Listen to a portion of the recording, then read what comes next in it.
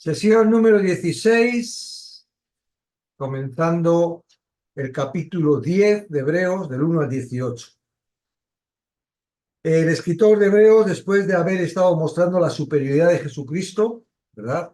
Primero lo hace con los ángeles, luego con Moisés, con Abraham, no con Moisés, luego lo hace con el pacto, bueno, va mostrando la superioridad. Después de haber estado viendo la superioridad de Cristo, llegamos ahora a la culminación del argumento del autor sobre Jesús, el Hijo de Dios, como nuestro sumo sacerdote. Él comenzó en el capítulo 5 y todavía anda con este argumento principal, ¿verdad? Que en realidad decíamos que para nosotros no hay mucho estorbo porque no entendíamos del sacerdocio, pero para los que estaban, para los que iba a definir relacionado a esta carta, sí, porque eran hebreos y tenían ese conocimiento del sumo sacerdote y estaban un poco, pues todavía un poco perdidos, como Jesús, un nuevo pacto, entonces qué pasa con el otro, qué pasa con la ley, y ahí tenían algo de jaleo, y el libro de Hebreos viene a traer el orden y a mostrar que todo estaba escrito. Entonces dice, porque la ley, teniendo la sombra de los bienes venideros, no la imagen misma de las cosas, nunca puede, por los mismos sacrificios que se ofrece continuamente cada año, hacer perfectos a los que se acercan. Ya había indicado que el tabernáculo era solo la sombra, ¿verdad? Era la sombra del cielo y del que había en el cielo.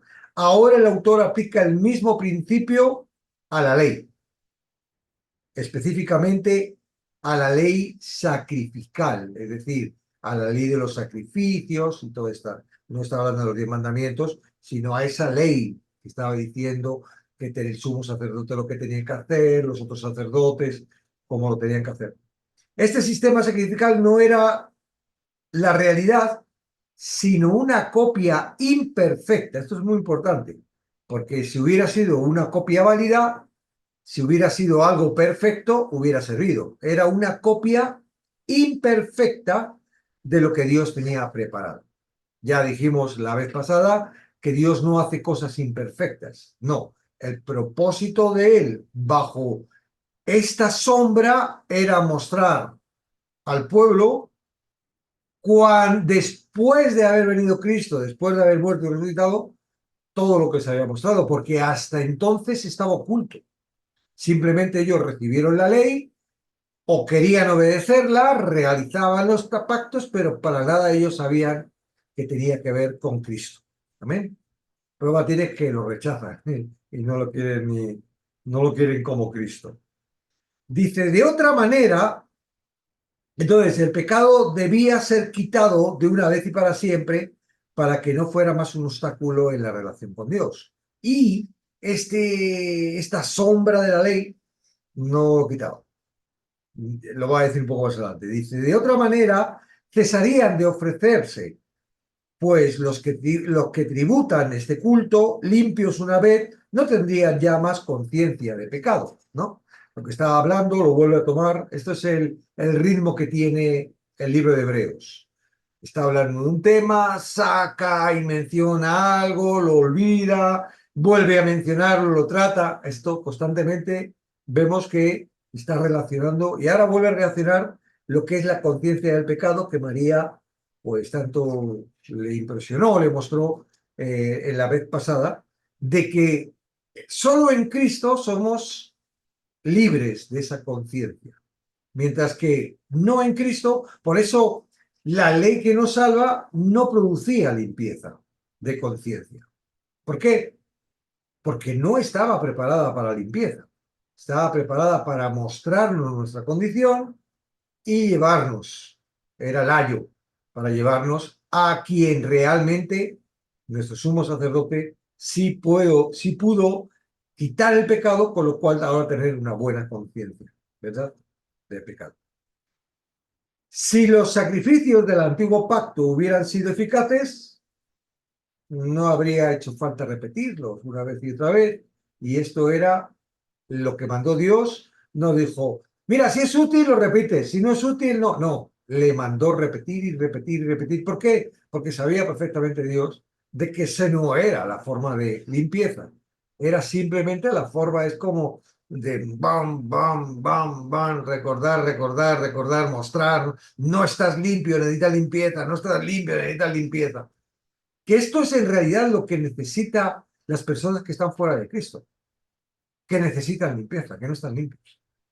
Y por eso son tan estorbados con la religión cuando nos llevan a que nos podemos limpiar por nuestra propia cuenta o que estamos limpios por haber hecho algo, haber creído. Pero en estos sacrificios cada año se hace memoria de los pecados, porque la sangre de los toros y de los machos cabríos no puede quitar los pecados. Si nos podemos dar cuenta, en realidad, esos eran obras humanas. Mataban a los animalitos, inocentes, perfectos, eso sí, porque tenían que ser perfectos, no tenían ningún... Para que Dios se conformara. Soy pecador, voy a matar a este animalito. Claro que Dios lo había mandado y ellos lo hacían porque lo habían mandado, pero también ellos pensaban que de esa forma su pecado era quitado. Y no, vamos a ver que él dice, no me agradan tus sacrificios. Es decir, ¿qué hubiera sido correcto para que le agradara a Dios? Soy consciente de que esto no quita mi pecado. Cristo tiene que venir. Esto es sombra del que tendrá que venir para quitar mi pecado. Entonces sí le hubiera agradado. ¿Por qué no le agradaban, como lo voy a decir ahora, que utiliza el Salmo 40? Porque ellos pensaban que sí funcionaba. Pensaban, estamos limpios por la sangre de los toros y de los machos cabríos. Y no es así. Tengo que cambiar la webcam, están fallando. Me da poco relajo. Bueno, por lo cual entrando en el sumo, por lo cual entrando en el mundo dice, sacrificio y ofrenda no quisiste, mas me preparaste cuerpo, holocausto y expiaciones por el pecado no te agradaron. Entonces dije, he aquí que vengo, oh Dios, para hacer tu voluntad, como en el rollo del libro está escrito de mí. Es curioso, lo está tomando claro, por supuesto, del Salmo 40. En mi Biblia tenía que estar en rojo, porque la Reina Valera marca en rojo todas las palabras de Cristo, y esto son palabras de Cristo. Lo que pasa es que son palabras de Cristo dichas y escritas por David, el escritor de los Salmos. Bueno, no sé si este Salmo, seguramente sí sea de David. Entonces, el autor cita el Salmo 40 aplicándolo a la encarnación de Cristo. Al decir, entrando en el mundo, se refiere a la venida del Hijo en carne. Dios no se complacía en sacrificios animales, aunque él mismo los había establecido temporalmente. Lo que realmente demandaba era un cuerpo, el de Jesús, preparado para cumplir su voluntad. ¿Verdad? Ahora, vemos que él se ofrece, no es mandado. Mismo Jesús se ofrece. Y como decía Camilo, esto estaba preparado desde antes de la fundación del mundo, en la eternidad. Él era voluntario ya directamente. Lo que pasa que en un lugar, en una época, en una vida física de un tiempo cronos, hay un momento para esto, pero para Dios que no existe crono, ¿verdad? Esto está en la eternidad, estaba y está todavía y estará por siempre, porque no cambia. Entonces dice, he aquí que vengo, he aquí vengo, yo soy voluntario, no soy obligado, ¿verdad? No como algunos dicen, vaya padre que manda al hijo a morir. No, el hijo quiere, el hijo es voluntario, ¿verdad? Tienes un cuerpo preparado y yo quiero entrar en ese cuerpo para cumplir tu voluntad. Diciendo primero, sacrificio y ofrenda y holocausto y expiaciones por el pecado no quisiste ni te agradaron, las cuales cosas se ofrecen según la ley. Y diciendo luego, he aquí que vengo, oh Dios, para hacer tu voluntad. Quítalo primero la ley y los sacrificios para establecer esto último, el pacto, a través de la muerte y el sacrificio de Jesucristo. Quita lo primero que mandaste es que no te agrada, pon esto, que esto sí te agrada, ¿verdad?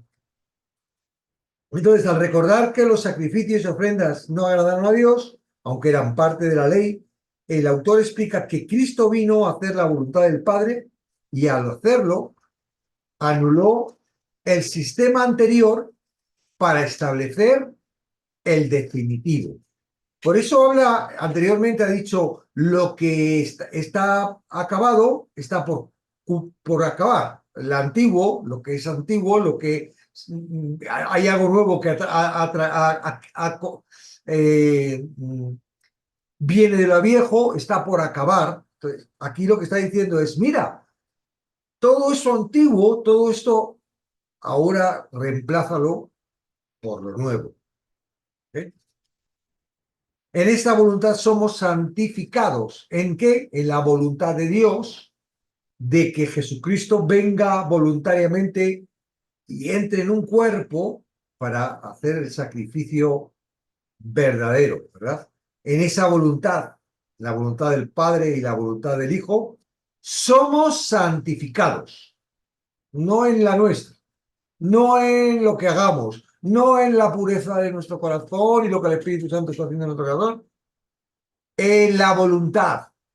Somos en la voluntad de Él, como Santiago.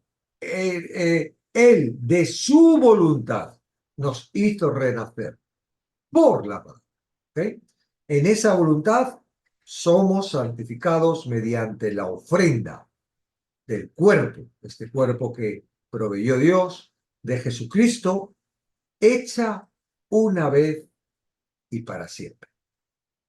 Esto, para los católicos, no sé cómo lo verán, porque ellos, claro, ellos tienen a María como algo, la que ha dado a luz a un hijo, pero en realidad María fue simplemente un instrumento para el cuerpo que preparó Dios. No es posible, o sea, de una forma natural que una mujer tenga un hijo sin una concepción. No sé cómo se imaginarán cómo el Espíritu Santo concibió a María, no tengo ni idea, pero aquí la importante no es María. María simplemente era el vientre de alquiler. Era un vientre que utilizó Dios para el cuerpo que tenía preparado para Cristo. ¿Amén? Entonces, aquí se declara el centro del mensaje en esa voluntad, la de Dios, manifestada en Cristo, por lo que somos santificados. Santificados significa ser apartados para Dios, y esta separación del pecado se produce únicamente por la ofrenda del cuerpo de Cristo.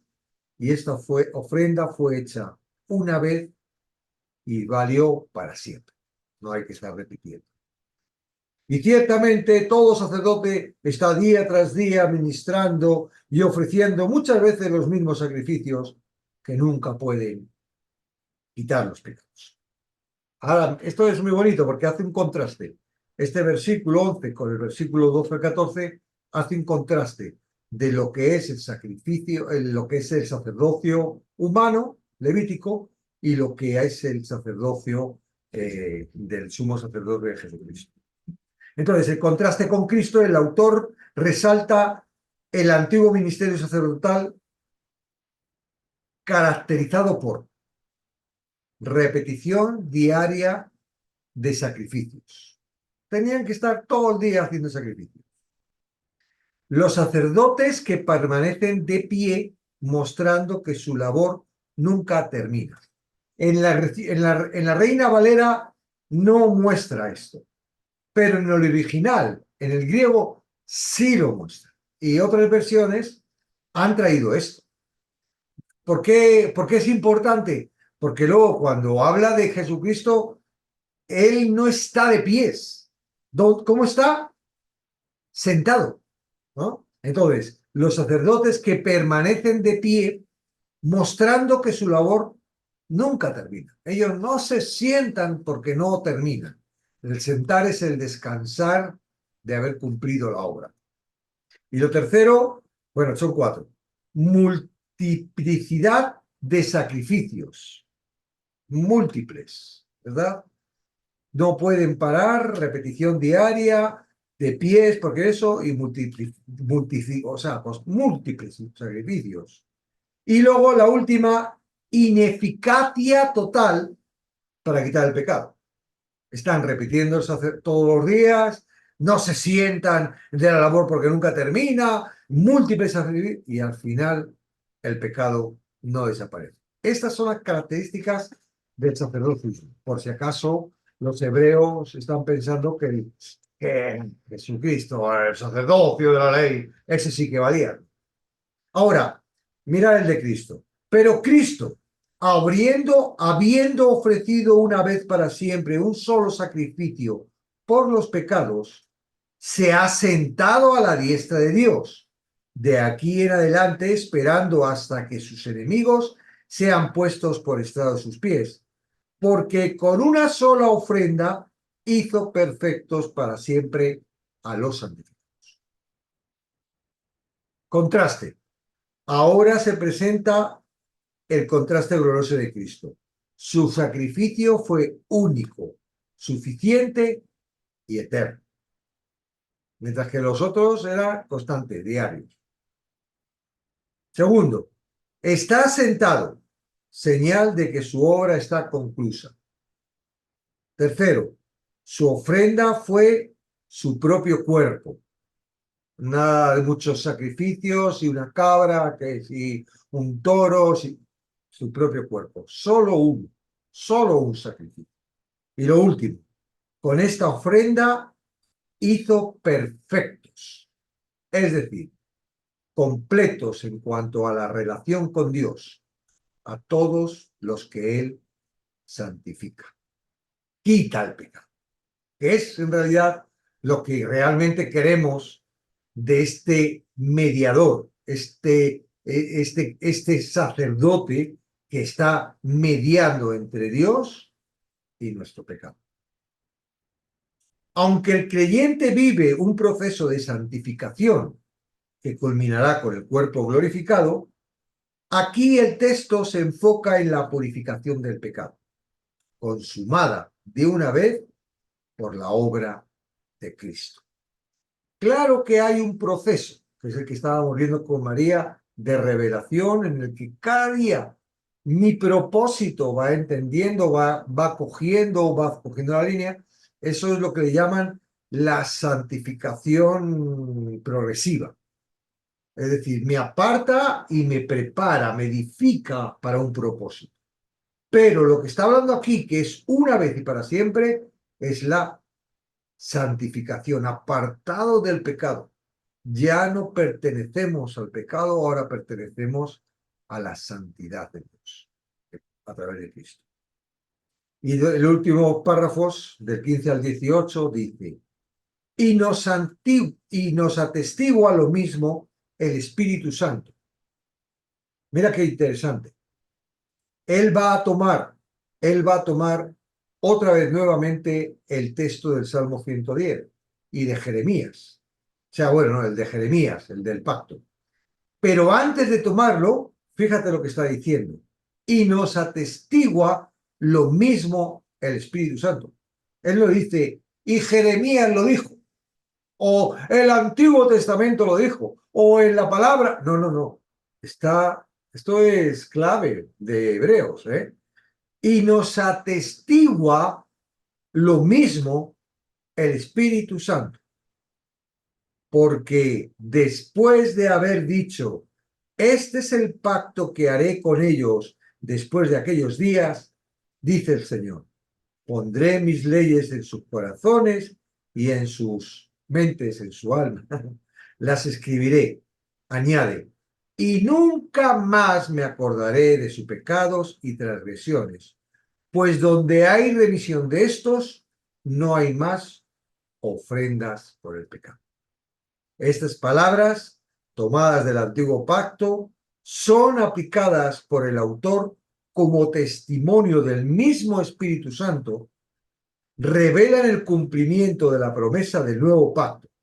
Dios escribe su ley en el corazón y en Cristo concede la remisión definitiva del pecado.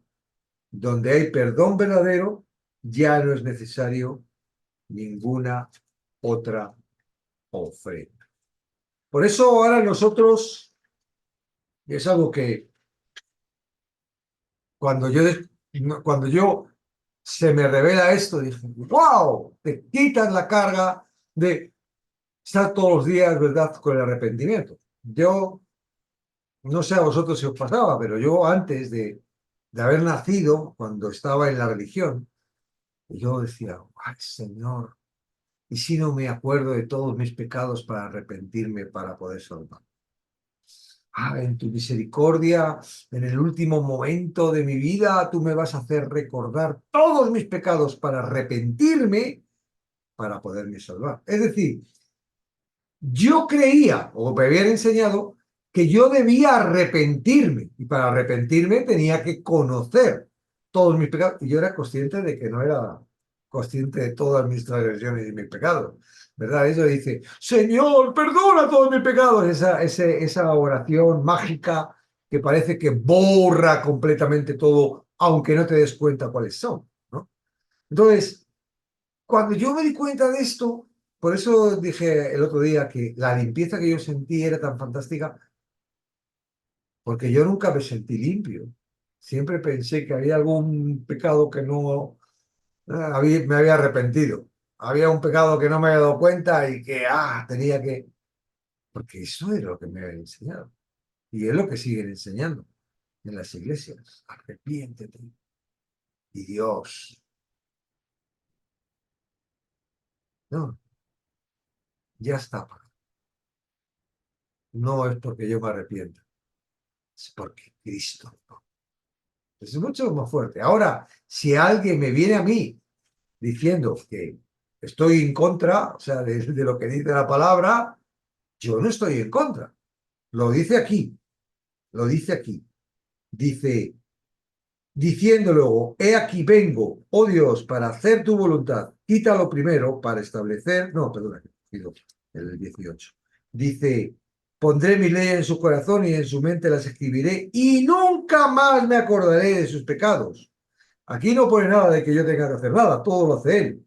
Y transgresiones, pues donde hay remisión de estos, por el sacrificio, por el cuerpo, por la ofrenda de Jesucristo, donde hay remisión de estos, no hay más ofrenda. Y en realidad, el arrepentimiento era una ofrenda que estaba haciendo. Yo ofrendaba mi sacrificio para purificar el pecado que habíamos hecho.